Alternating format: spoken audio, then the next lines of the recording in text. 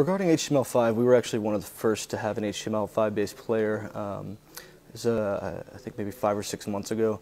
And since then, we've done a lot. We've actually redesigned our player completely from the ground up. So since then, HTML5 has gained a lot more traction in terms of browser support. So it's something we're definitely looking forward to, considering the fact that it leaves us free to stream videos without plugins, and it works right away on platforms like the iPhone and iPad. It's definitely something that adds value for us. And plus, of course, the fact that you can interact with the video tag with JavaScript directly and with the video object via JavaScript directly, it makes a lot of the things that were much more complicated in terms of ActionScript far easier for us moving forward. How about integration with advertising networks and that sort of thing with HTML5? Is that as easy as Flash, or where does that stand? It's moving along slowly. Since we launched InStream, that requires a little more work both on our side and on the side of our ad server. So it's not something that's ready for prime time, but it's going to be coming down the pipe. In terms of what we're trying to do on the actual product side, one of our big pushes is for content discovery.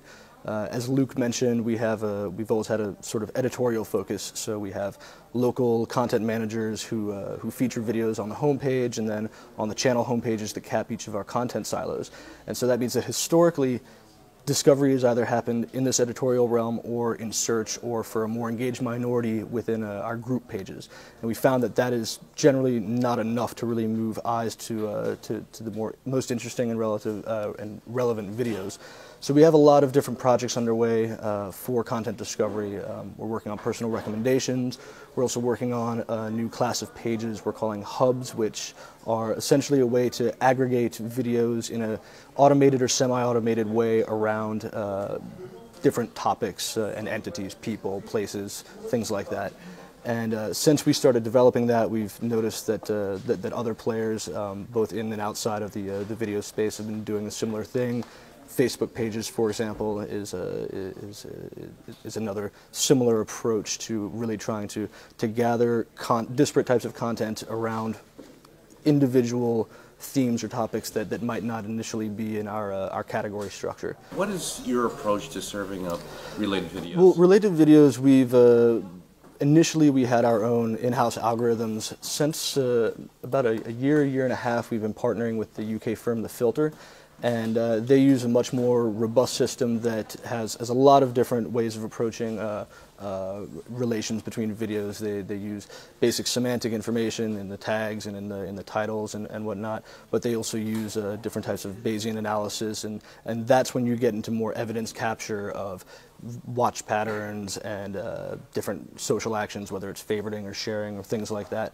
And so they do a lot of the heavy lifting on the back end for related videos for us these days.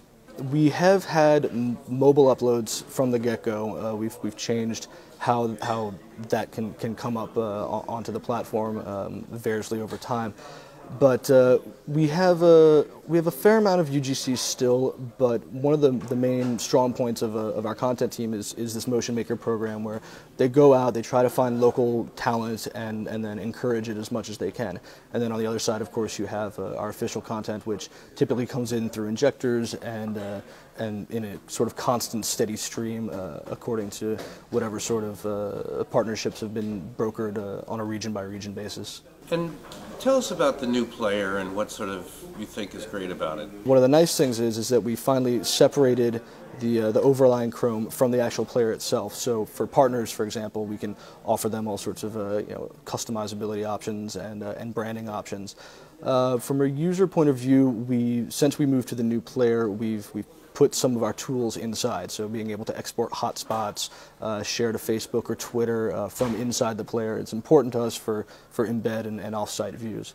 So those are two of the big things. And then, of course, for us on a business point of view, being able to handle in-stream advertising, that was one of the big steps forward in moving to our latest version of the player. We have infiltrated the ministry. You have nothing to fear if you have nothing to hide. The longer we stay